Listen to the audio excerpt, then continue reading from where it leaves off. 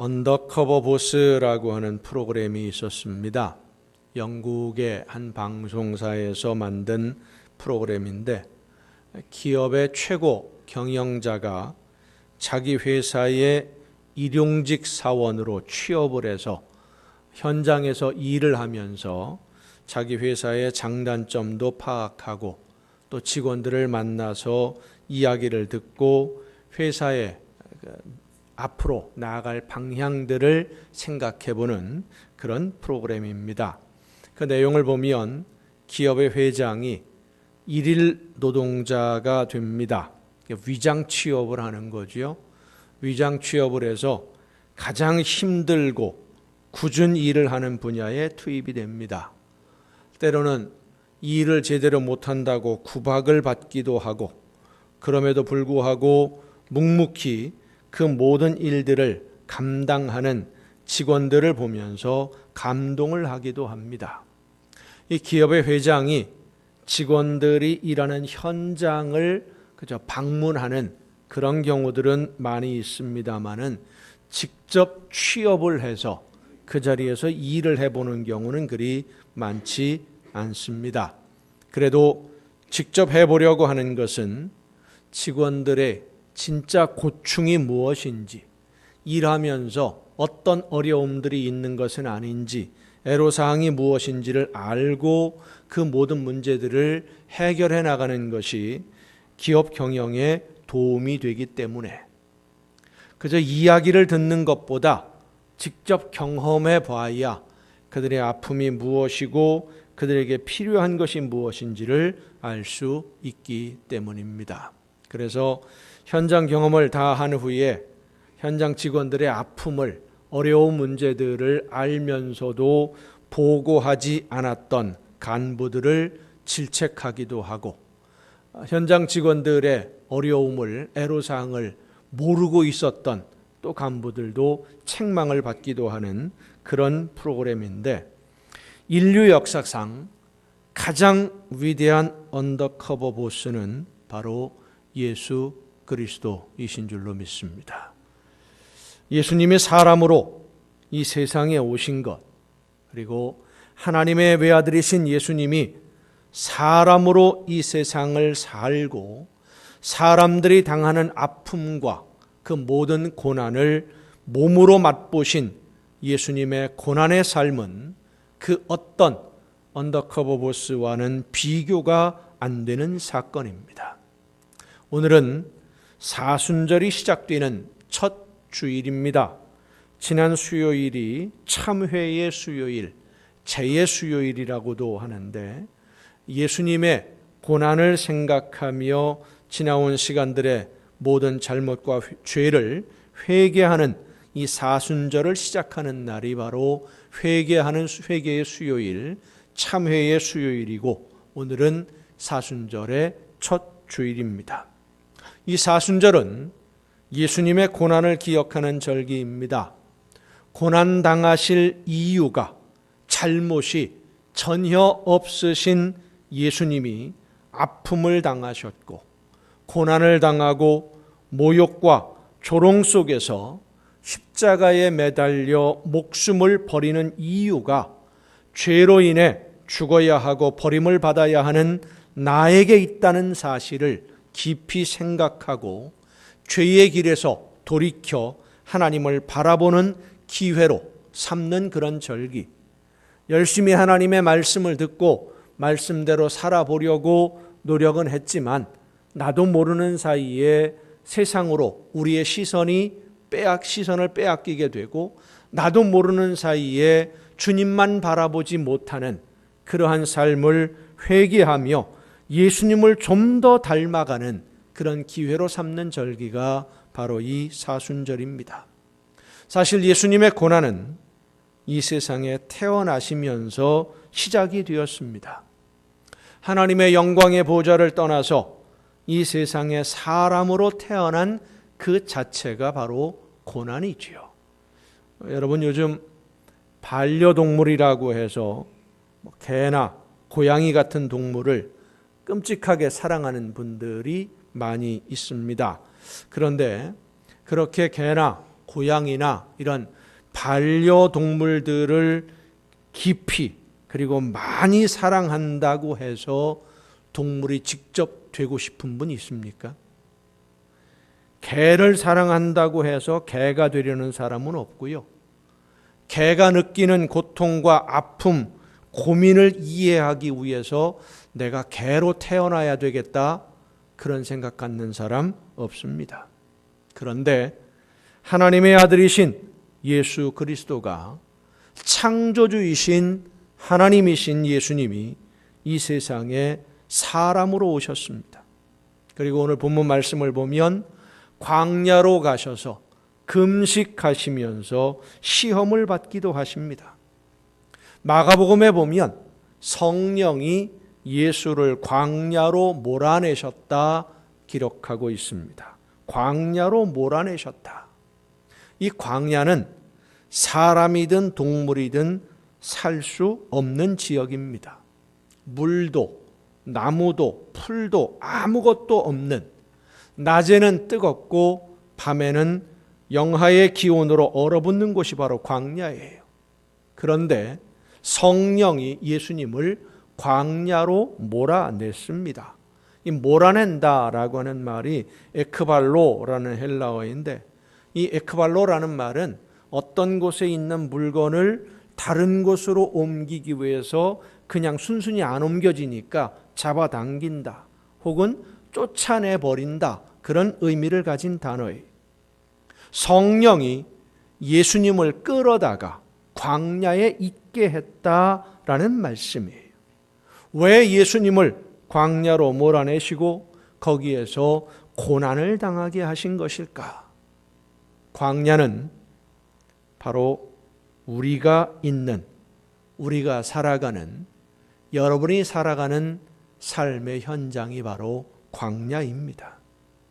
우리가 사는 이 세상이 바로 광야예요.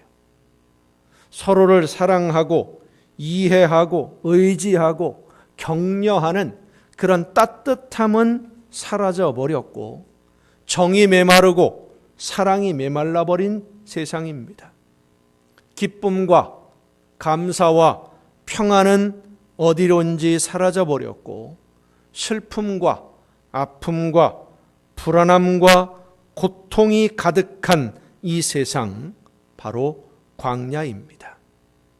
예수님이 광야로 가신 것은 그 광야에서 살아가는 우리의 아픔을 몸소 겪으시면서 그 아픔을 견디어야 하는 우리들, 이 험한 세상에서 살아남으려면 어쩔 수 없다고, 하나님의 말씀대로 실천하고 순종하다가는 살아남을 수 없다고 항변하는 우리들이 당하는 이 모든 아픔들을 몸소 당해보시고 몸소 겪으면서 그 모든 것을 이기는 모습을, 그 모든 시험을 어떻게 승리하는지 그것을 보여주시기 위해서 광야로 가신 것입니다.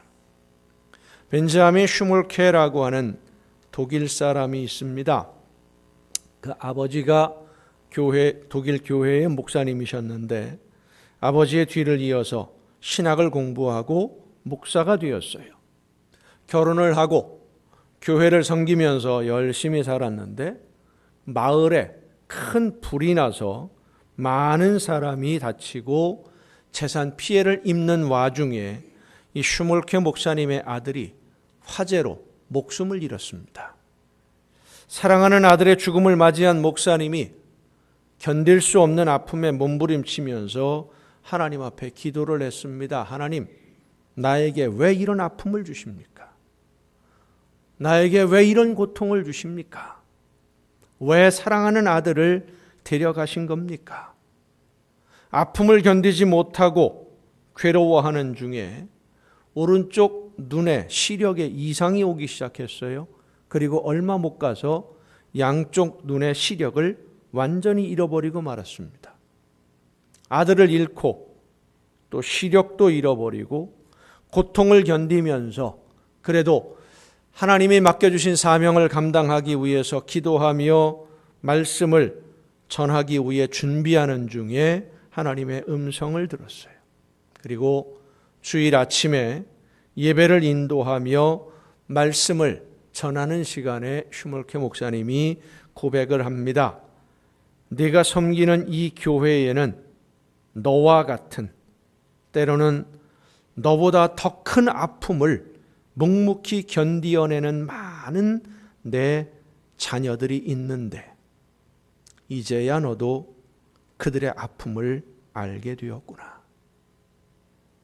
같은 아픔을 경험했으니까 아파하는 성도들을 어떻게 돌보아야 하는지 이제는 알겠구나. 하나님의 응답을 듣고 나서 슈멀케 목사님이 깨달음을 얻었고, 그리고 작사한 찬송이 549장 찬송입니다. 내 주여 뜻대로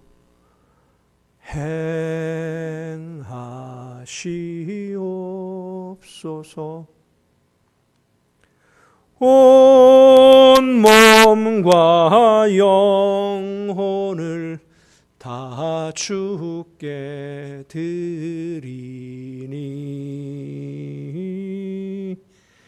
이 세상 고락간 주 인도하시고 날 주관하셔서 뜻대로 하소서. 내 주여 뜻대로 행하시옵소서. 큰 근심 중에도 낙심케 마소서. 주님도 때로는 울기도 하셨네. 날 주관하셔서 뜻대로 하소서. 내 모든 일들을 다 주께 맡기고 저 천성 향하여 고요히 가리니 살든지 죽든지 뜻대로 하소서. 사랑하는 성도 여러분, 주님이 광야로 가신 것은 우리가 살아가는 이 세상 악한 유혹이 가득하고 하나님의 말씀대로 순종하려면 손해를 감수해야 하는 이 세상, 때로는 하나님의 말씀대로 순종하는 것이 어리석어 보이고 나만 바보 같다는 생각이 들 수밖에 없는 이 광야 같은 세상을 힘들게 살아가고 있는 여러분을 찾아오신 줄로 믿으시길 바랍니다.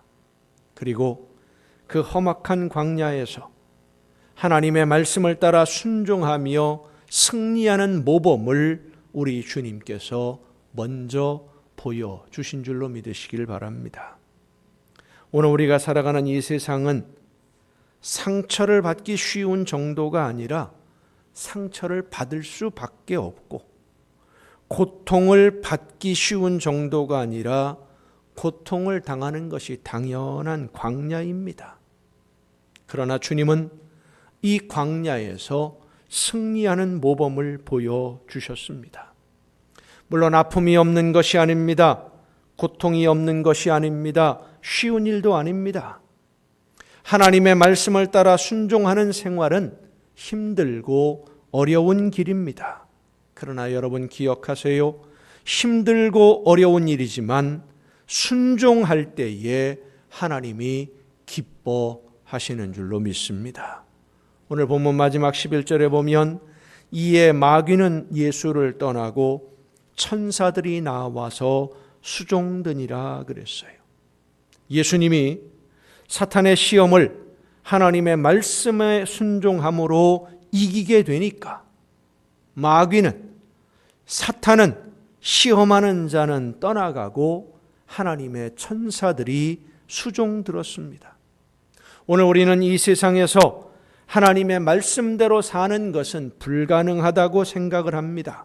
그래서 말씀을 듣고 순종하기도 전에 미리 겁을 먹고 피하기도 하고, 말씀을 들으면서 하나님이 원하시는 뜻이 무엇인지 알기는 하지만 그 말씀이 맞기는 맞지만 나는 그렇게 살 수가 없습니다. 시도조차 하지도 못하고 시작조차 하지 않는 경우도 많습니다.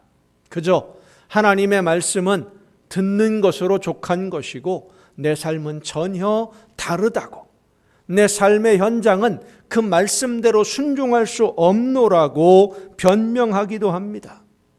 고난이 싫어서 미리 피하려고 합니다. 하지만 우리가 하나님의 말씀을 듣고 그 말씀대로 순종하고 실천하면 성령의 능력이 우리와 함께해 주시는 줄로 믿습니다. 예수님이 다 아시기 때문이에요.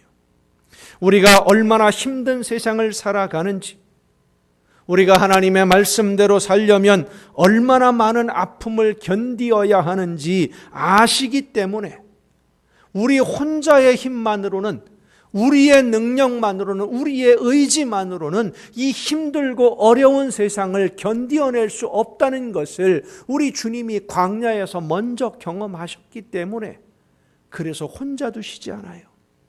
찾아오셔서 손잡아 주시고 말씀해 주십니다.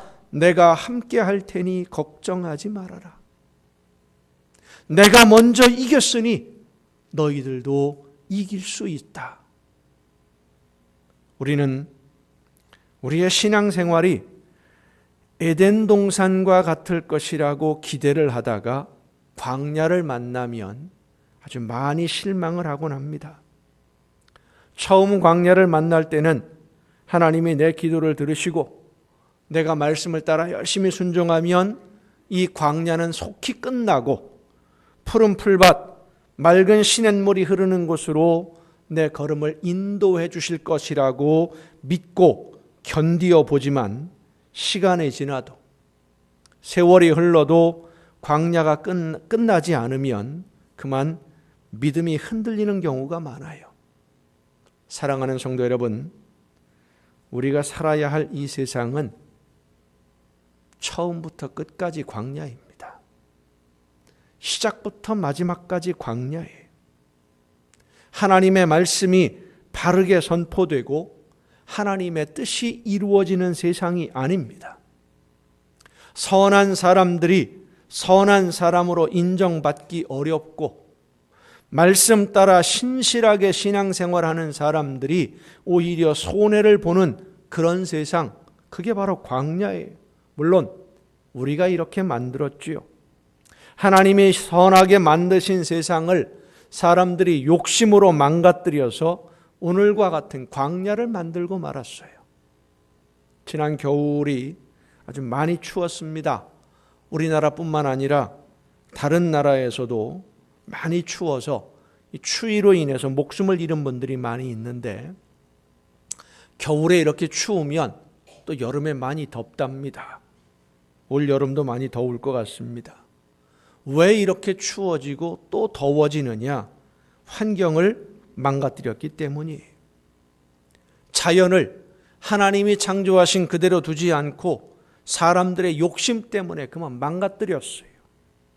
사람들이 욕심으로 자연을 망가뜨린 것처럼 우리가 살아가는 이 사회도 망가뜨려 버렸기 때문에 오늘 우리가 사는 것이 힘들 수밖에 없어요. 광야를 만들어 놨으니까 광야를 살아갈 수밖에 없는 겁니다. 그런데 이 힘든 광야와 같은 삶의 현장에, 죄악과 어둠이 가득한 우리의 삶의 현장에 오늘도 우리 주님이 찾아오십니다. 주님이 우리의 힘이 되어주시고 지친 우리들을 위로해 주시고 마음의 평안과 기쁨을 주시려고 광야로 오늘도 찾아오시는 줄로 믿으시길 바랍니다. 사랑하는 성도 여러분, 산다는 것이 참 힘이 들어요. 생각한 대로 일이 풀리지 않아서 힘들고, 계획한 대로 열매를 거두지 못하니까 또 힘들고, 흔히 말하는 목구멍이 포도청이라 어쩔 수 없이 매여서 일해야 하는 그 순간들도 힘이 들어요. 때로는 내가 치사하게 이렇게까지 해야 하는 생각이 들기도 하는 것이 이 광야 생활입니다.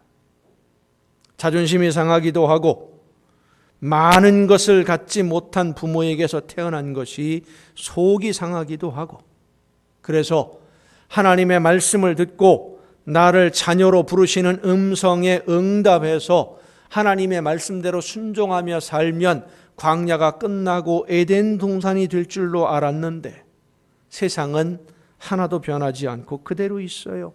그러니 또 속이 상하기도 하고, 하나님이 정말 내 기도를 들으시는 건가? 하나님이 내 기도에 응답은 하시는 건가? 여러분, 그런 기도 해본 적 혹시 없으신지 모르겠습니다. 하나님, 내가 이 정도 열심히 말씀대로 순종하려고 하면 하나님도 좀 도와주셔야 하는 거 아닙니까? 하나님의 도우심을 기다리면서 순종하다가 지칠 때도 있습니다. 광야이기 때문에. 그러나 우리가 살아가는 삶의 현장이 광야라 할지라도 우리를 사랑하셔서 찾아오셔서 손을 내밀어 주시고 함께 하시는 주님과 함께라면 광야도 천국이 되는 줄로 믿으시길 바랍니다. 그래서 주님이 고난의 현장 광야로 오셔서 모든 고난을 몸소 견디셨고 시험을 이기신 거예요. 그리고 오늘 광야에서 힘들지만 하나님의 말씀대로 살아보려고 애쓰는 하나님의 자녀들을 찾아오셔서 함께 해 주시는 줄로 믿습니다. 우리가 아까 부른 찬송이 있죠? 태연 씨 438장 찬송 다시 한번 부르십시다.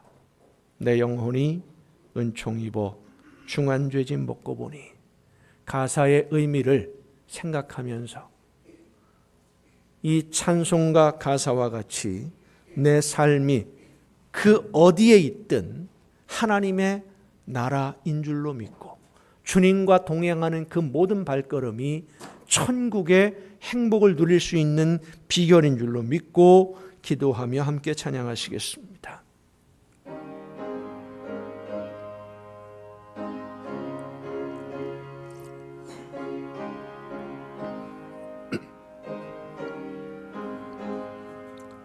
내 영혼이 은총 입어 중한 죄짐 벗고 보니 슬픔 많은 이 세상도 천국으로 화하도다멘 할렐루야 찬양하세 내 모든 죄 사함받고 주 예수와 동행하니 그 어디나 하늘나라 주의 얼굴 뵙기 전에 멀리 뵈던 하늘나라 내 마음속에 이루어지니 날로 가깝도다멘 할렐루야 찬양하세 내 모든 죄 사함받고 주 예수와 동행하니 그 어디나 하늘나라 높은 산이 거친 들이 초막이나 궁궐이나 내 주 예수 모신 곳이 그 어디나 아멘 하늘나라 할렐루야 찬양하세 내 모든 죄 사함받고 주 예수와 동행하니 그 어디나 하늘나라 우리가 사는 곳이 어디든지 우리 주님이 찾아오셔서 함께 하시면 그 삶의 현장이 천국이 됩니다. 예수님은 우리에게 천국의 행복을 주시려고 오늘도 우리의 광야로 찾아오십니다. 그리고 광야의 아픔과 고통을 몸소 견디어내시고 그 모든 시험을 이기는 모습을 보여주시며 너희도 나와 같이 승리할 수 있다고 말씀해 주십니다. 예수님의 고난을 깊이 생각하는 사순절 첫 주일입니다. 광야 같은 이 세상에 우리를 홀로 두지 않으시려고 찾아오시는 주님을 바라보며 나를 찾아오신 주님을 만나는 기쁨이 여러분에게 충만하게 넘치기를 축원합니다. 찾아오셔서 손을 내밀어 주시는 주님의 손을 붙잡고 예수님과 함께 모든 시험을 이기는 여러분이 될 수 있기를 바랍니다. 우리를 사랑하시기 때문에 오늘도 우리와 함께 하시는 주님을 바라보며 이 광야에서 천국의 행복과 기쁨을 누리는 여러분 모두가 되기를 예수님의 이름으로 축원합니다.